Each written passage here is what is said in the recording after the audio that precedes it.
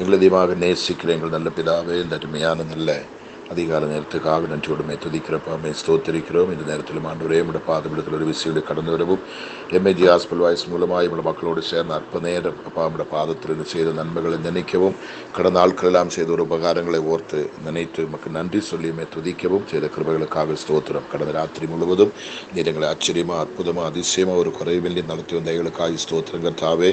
இப்படி ஒரு புதிய நாளை எங்களை காண நீர் உதவி செய்ததுக்காக ஸ்தோத்திரம். எங்கள் ஆயுசு நாட்கள் நீடிப்பித்து தந்ததுக்காக ஸ்தோத்திரம். இன்றைக்கு பகல் முழுவதும் உடைய கிருபை எங்களோடு கூட இருக்கணும். உடைய கண்களை வைத்து எங்களுக்கு ஆலோசனை தரணும். உடைய கரம் பிடித்தங்களை நடத்தணும். அன்றைய நாங்கள் போகும் பாதையில் எல்லாம் உடைய சமூகம் எங்கள் கூட முன்பாக செல்லும்படி செபிக்கிறோம். ஏசப்பா உமக்கு நன்றி அப்பா. பகலில் வெயிலாகலும் இரவிலே நிழலாவிலும் உங்களை சேதப்படுத்துகிற பிரகாரம் இந்த பகல் வெயிலில் எந்த விதமான மழையோ வெயிலோ எது வந்தாலும் என் பிள்ளைகளுக்கு சேதம் இல்லாதபடி கத்தர் காத்து கொள்ளும்படி செபிக்கிறோம். அன்றைய பிள்ளைகள் போகும் இடங்கள் எல்லாம், வேலை செய்யறதுல எல்லாம், படிக்கப்படுறதுல எல்லாம், எந்த இடத்துல எந்த விஷயமாக போகிற நாங்கள் எல்லாம் உடைய பாதுகாப்பும் உடைய கிருபையும் உடைய வல்லமையும் உடைய வழிநடத்தலும் உடைய ஒத்தாசையும் கூடவே இருந்து நடத்தி ஆண்டவரே கண்மணி போல மறைத்து தாயை போல தேற்றி கொண்டு வரும்படியாக செபிக்கிறோம். ஒருவருக்கு ஒரு கேடு இருக்கக்கூடாது. அப்படின்னே பாதத்தில் தாழ்த்திரும். நன்மை நிரப்புங்க. தொடர்ந்து சந்தோஷம் சமாதானம் தாங்க. விடுதலோடு செபிக்கக்கூடிய சக்தியும் பலனு கிருபையும் அதிகாரத்தையும் அபிஷேகத்தை அடிநீ தார். நாம மட்டும் மகிமைப்படட்டும். இயேசு கிறிஸ்துவின் நாமத்தில் பிதாவே, ஆமேன் ஆமேன் ஆமேன். ஆண்டோட பரிசுத்தம் நாமம் மகிமைப்படுவதாக. இன்றைக்கு என்னோட ஜெபத்திற்கு அனைவரையும் கிறிஸ்து இயேசுவின் நாமத்தில் வாழ்த்தி வரவேற்கிறேன். கர்த்தர் அனைவரையும் நிச்சயமாகவே ஆசீர்வதிப்பாராக. இன்றைக்கு நம்முடைய ஜெபம் ஆரம்பித்து 1215 நாட்களுக்குள்ளே பிரவேசிக்க தேவன் கிருபை செய்திருக்கிறார். இந்த மட்டும் கர்த்தர் நடத்தினார். இனிமேலும் தெய்வம் நம்மளை நடத்துவதற்கு வல்லவராயிருக்கிறார். ஒரு வசனத்தை நமக்கு வாசித்து ஜெபிக்கலாம். 2 கொரிந்தியர் 13ஆம் அதிகாரம் 11வது வசனம். 2 கொரிந்தியர் 13ஆம் அதிகாரம் 11வது வசனம். கடைசியாக சகோதரரே, சந்தோஷமாயிருங்கள், நற்சீர் பொருந்துங்கள், ஆறுதல் அடையுங்கள், ஏக சிந்தையாயிருங்கள், சமாதானமாயிருங்கள். அப்பொழுது அன்புக்கும் சமாதானத்துக்கும் காரணராகிய தேவன் உங்களோடு கூட இருப்பார். இந்த உலகத்துல வானத்தையும் பூமியையும் படைத்த சர்வ வல்லவராகிய தேவனுடைய இதயத்தினுடைய ஏக்கம் அவர் நம்மோடு கூட இருக்கிறதுக்காக ஆசைப்படுறாங்க. வேற யாரோடும் இருக்க அவர் விரும்புறதில்லை. தன் பிள்ளைகளோடு கூட இருக்கணும், தங்களோடு கூட இருக்கணும் ஆசை தான் தேவனுக்கு இருக்குது. அப்படியானால் அந்த தெய்வம் நம்ம கூட இருக்க வேண்டுமானால் இந்த 11வது வசனத்தில் 5 காரியங்களை நமக்கு சொல்லி கொடுக்குறாங்க. அந்த 5 காரியத்தில் ஒன்று நம்ம விடப்பட்டாலே அவர் நம்ம கூட இருக்காது. இந்த 5 விஷயத்துக்கும் நம்ம காரணராக இருந்தால், கீழ்ப்படிந்திருந்தால், அனுசரித்தால், அது நம்மளோட வாழ்க்கையில் உண்டானால் இந்த தெய்வம் நம்மை விட்டு போகவே மாட்டேன். வானமும் பூமி ஒளிந்து போகும், அவரோட வார்த்தை நம்மை விட்டு ஒளியாது. வார்த்தை என்றால் அவரு தான். அவரே வார்த்தை, அவரே ஜீவன், அவரே தெய்வம், எல்லாம் அவரு தான். நீங்க சொல்ற பாருங்க, கடைசியாக சகோதரரே சந்தோஷமாயிருங்கள். இன்னைக்கு இந்த உலகத்தில் எத்தனை பேர் சந்தோஷமா இருக்கிறாங்க? வீடு இருக்கலாம், சொத்து இருக்கலாம், பணம் இருக்கலாம், அழகு இருக்கலாம், படிப்பு இருக்கலாம், வசதி இருக்கலாம். ஆனால் அவங்க எதிர்பார்க்கிற சந்தோஷம் அவங்களோட வாழ்க்கையில் இல்லாமல் ஏதோ ஒரு காரணம் வந்து அவங்களோட சந்தோஷத்தை திருடிடுறாங்க. அப்போ நம்மளால சந்தோஷமா இருக்க முடியாது. 2வது, நற்சீர் பொருந்துங்கள். எல்லாருக்கும் முன்பாகவும் நற்குணம் உள்ளவங்களாக, சாட்சியம் உள்ளவங்களாக, வாசனை உள்ளவங்களாக நம்ம வாழலாம்னு பார்த்தா ஏதாவது ஒரு கெட்ட பேர், ஏதாவது ஒரு குறை, ஒரு கோபமோ எரிச்சலோ ஏதோ ஒன்று நம்மளோட வாழ்க்கையில் இருக்கும். அங்கேயும் நமக்கு ஃபெயிலர் ஆகுது. அடுத்தது பாருங்க, ஆறுதல் அடையுங்கள். நம்மளோட வாழ்க்கையில் ஒரு சின்ன சேதம், ஒரு சின்ன கஷ்டம், ஒரு சின்ன துன்பம் வந்தால் நம்ம பாட்டுக்கு புலம்பி கதறி அழுதுகிட்டே இருப்பாங்க. அங்கே நமக்கு ஒரு ஆறுதல் இல்லை. ஆனால் நம்ம தேவன் கூட இருக்கணும், ஆறுதல் அடைய வேண்டும். அடுத்ததாக, ஏக சிந்தையாயிருங்கள். நம்மளோட குடும்பத்தில் எத்தனை பேர் இருக்கிறேனோ நம்ம அத்தனை பேரும் தேவனோடு கூட ஏக சிந்தையாக இருக்க வேண்டும். அது நம்மளோட வாழ்க்கை இருக்க பாருங்க. புருஷன் மனைவி அவங்க 2 பேருக்குள்ள அந்த ஏக சிந்தை இருக்காது. தகப்பன் தாய் பிள்ளைகள் அவங்களுக்குள்ள ஏக சிந்தை இருக்காது. சகோதரங்களுக்குள்ள ஏக சிந்தை இருக்காது. நமக்குள்ளேயே ஆண்டவரோடு ஏக சிந்தை இருக்காது. அப்படியானால் அடுத்தது ஏக சிந்தை இருக்க வேண்டும். கடைசியாக சொல்ற பாருங்களேன், ஸ்தோத்திரம், சமாதானமாயிருங்கள். சமாதானமாயிருங்கள். அப்போ இந்த எத்தனை பேருக்குள்ள இப்ப சமாதானம் இருக்க யோசித்து பாருங்க. ஏதோ ஒன்று வந்து உங்களோட சந்தோஷத்தை கெடுத்தும், சமாதானத்தை கெடுத்தும். காரணம், இந்த 5 நமக்குள்ள நிலைச்சிருந்தால் தேவன் எங்குமே போக மாட்டாங்க, நம்ம கூடவே தான் இருப்பாங்க. சொல்றா பாருங்களேன், அன்பு அப்படி சொல்றா பாருங்க. அப்பொழுது இந்த 5 காரியம் நமக்குள்ள, எந்த 5 காரியம்? சகோதரர் சந்தோஷமா இருக்கணும், நற்சீர் பொருந்தணும், ஆறுதல் அடையணும், ஏக சிந்தை இருக்கணும், சமாதானமா இருக்கணும். மறுபடியும் சொல்றேன், சந்தோஷமா இருக்கணும், நற்சீர் பொருந்தணும், ஆறுதல் அடையணும், ஏக சிந்தை இருக்கணும், சமாதானமா இருக்கணும். இந்த 5 விஷயமும் நம்முடைய வாழ்க்கையில ஒன்றும் குறையாமல் அப்படி இருந்தால் அப்பொழுது இந்த 5 கம்ப்ளீட்டா பூர்ணமா இருக்கும். அப்பொழுது அன்புக்கும் சமாதானத்துக்கும் காரணராகிய தேவன் உங்களோடு கூட இருப்பாராக. அப்போ அந்த தெய்வம் நமக்குள்ளே இருந்தால் தான் மற்றவங்களை நம்ம அன்பு செலுத்த முடியும், நம்மளை சமாதானமாய் வாழ முடியும். சமாதானம் உண்டாக்குறவர்கள் பாக்கியவான்கள் என்று வேதம் சொல்லுகிறது. கர்த்தருக்கு ஸ்தோத்திரம். அப்படியானால் ஆண்டவர் நம்மோடு கூட இருக்கணுங்கில் இந்த 5 காரியம் நம்மளோட வாழ்க்கையில் இருக்கிறதா என்பதை அலசி பார்க்கணும். அது இல்லாத பட்சத்தில் நம்ம வெறுமையான ஆளு தான். நம்ம எவ்வளோ ப்ரேயர் பண்ணாலும், எவ்வளோ ஊழியத்துக்காக வாரி கொடுத்தாலும், எத்தனை ஆலயத்தை கட்டினாலும், நம்ம என்ன செய்தாலும் தேவன் நம்ம கூட இல்லை. தேவன் இருக்க வேண்டுமானால் இந்த 5 காரியத்தில் ஒன்றும் கூட விடப்படாமல் அத்தனையும் நம்மளோட வாழ்க்கையில் இருக்கணும். இருந்தால் தான் ஆண்டவர் நம்ம கூட இருப்பாங்க. அவர் இருந்தால் தான் நமக்கு வெற்றி, அவர் இருந்தால் தான் நமக்கு ஜெயம். மறுபடியும் நான் சொல்கிறேன், கர்த்தருக்கு சொல்கிறேன், சந்தோஷமாக இருக்கணும், அப்புறம் நற்சீர் பொருந்தணும், ஆறுதல் அடையணும், ஏகசிந்தை அறிக்கணும், சமாதானமாக இருக்கணும். இது நம்மளோட வாழ்க்கையில் இருக்குதா பாருங்களேன். மறுபடியும் நான் உங்களுக்கு சொல்கிறேன், கர்த்தருக்கு ஸ்தோத்திரம். எப்படி இருக்கணும் பாருங்களேன். சந்தோஷமாக இருங்கள், நற்சீர் பொருந்துங்கள், ஆறுதல் அடையுங்கள், ஏகசிந்தை இருங்கள், சமாதானமாக இருங்கள்.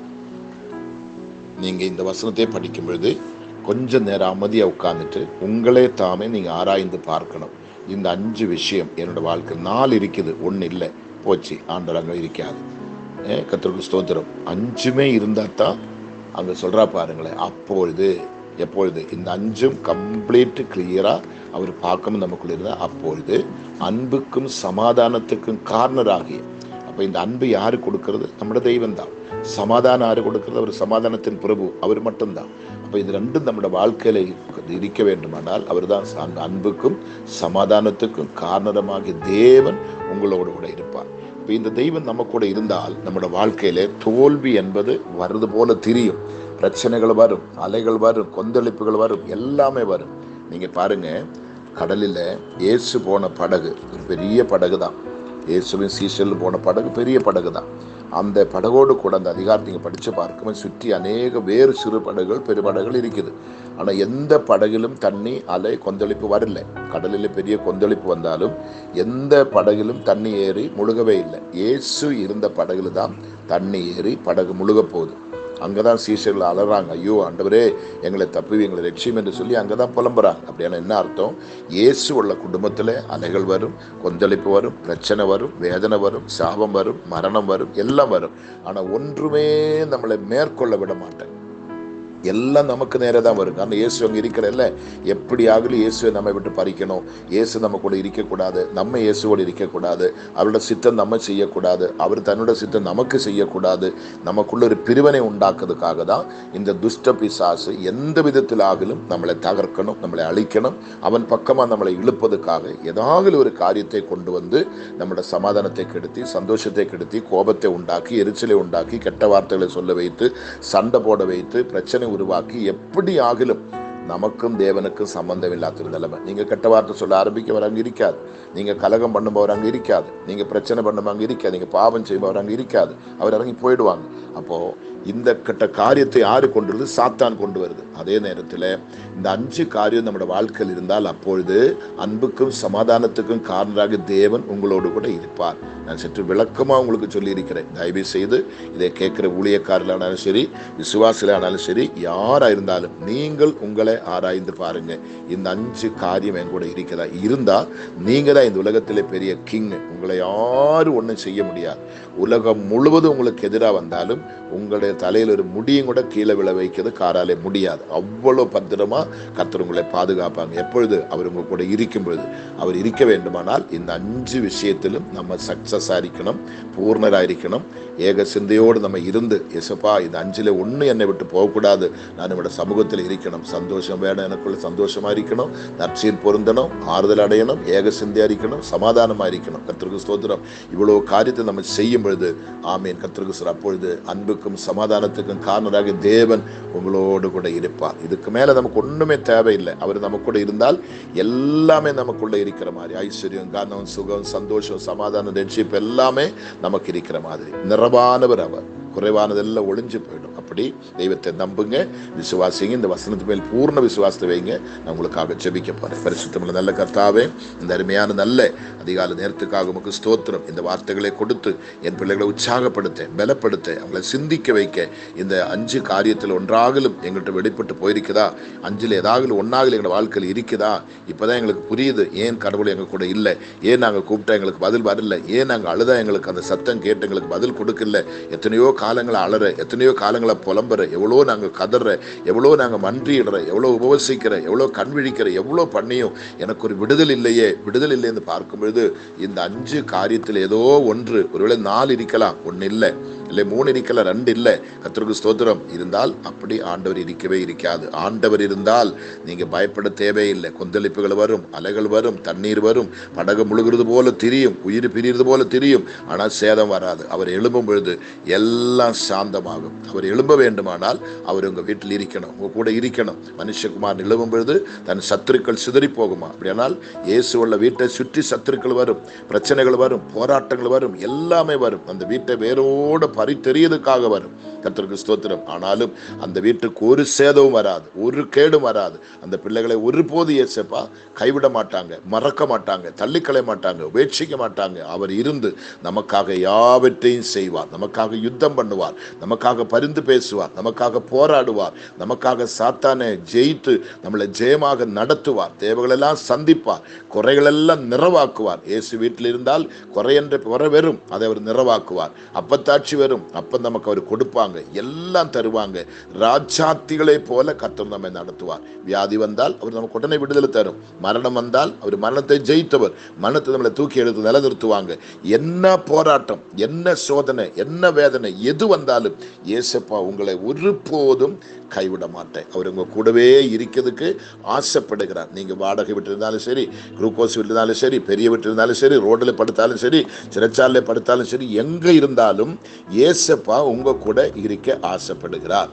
அவர் இருக்கணுமெങ്കിൽ இந்த 5 விஷயத்துல நீங்கள் உறுதியா நிற்க வேண்டும். நான் ஆனாலும் சரி, இது கேட்கிற நீங்க யாரானாலும் சரி, இந்த 5 விஷயம் இன்னைக்கு உட்கார்ந்து நீங்க அலசனை போய் அவங்கள்ட்ட படிச்ச உடனே அப்படியே ஓரமா ஒதுக்கி வைக்க கூடாது. இந்த வசனத்தை எடுக்கணும். 2 கொரிந்தியர் 13ஆம் அதிகாரம் 11ஆம் வசனத்தை எடுத்து வைத்து இந்த விஷயங்கள் எல்லாம் எனக்குள்ள இருக்குதா, நம்மை தாமே ஆராய்ந்து பார்க்கணும், நம்மை தாமே ஆராய்ந்து பார்க்கணும். ஓ, இப்பதான் எனக்கு தெரியுது, என்னோடு கூட ஆண்டவர் இல்லை, என் வீட்டில் ஆண்டவர் இல்லை, என் ஊழியத்தில் ஆண்டவர் இல்லை, என் வேலையில் ஆண்டவர் இல்லை, எனக்குள்ள ஆண்டவருக்கு எனக்கு சம்பந்தமே இல்லாம அவர் எங்கேயோ இருக்கிறார், நான் தனிச்சிருக்கிறேன். ஆனபடி மலை போன்ற பிரச்சனை வந்து என்னை வாரிக்கொண்டு போகுது, என்னை பலவீனப்படுத்துது, என்னால் இப்ப ஜெபிக்க முடியல, எதிர்த்து நிற்க முடியல, ஜெயிக்க முடியல, ஒண்ணுமே செய்ய முடியல, அடிக்கடி பலவீனப்பட்டு போகுது, தளர்ந்து போகுது, சோர்ந்து போகுது, என்ன செய்ய தெரியாம நான் தள்ளாடி கொண்டிருக்கிற ஒரு குருடனை போல, செகுடனை போல, பைத்தியக்காரனை போல நான் புலம்பிட்டு கிடக்க காரணம் ஏசப்பா அங்க இல்ல.